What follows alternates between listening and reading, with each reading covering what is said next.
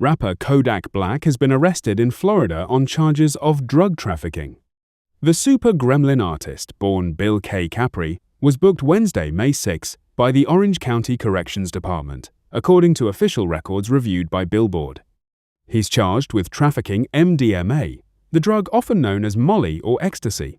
Kodak's lawyer, Bradford Cohen, tells Billboard Thursday that his client's arrest was a coordinated surrender following a November 2025 incident in which police discovered a bottle of prescription cough syrup while searching a car. The rapper was not in the vehicle and the bottle did not have his fingerprints on it, Cohen says.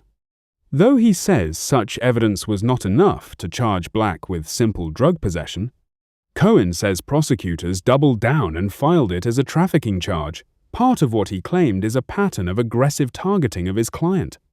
"We look forward to yet another fruitful resolution to another case that should have never been filed," Cohen says. Billboard has reached out to the Orlando Police Department for comment.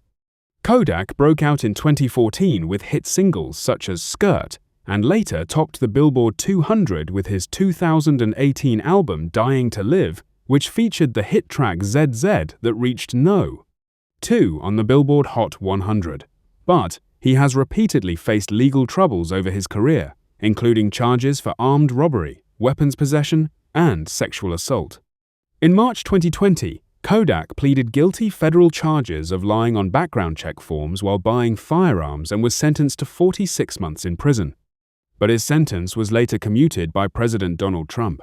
Black has been arrested multiple times since, including for trespassing, drug possession, and probation violations.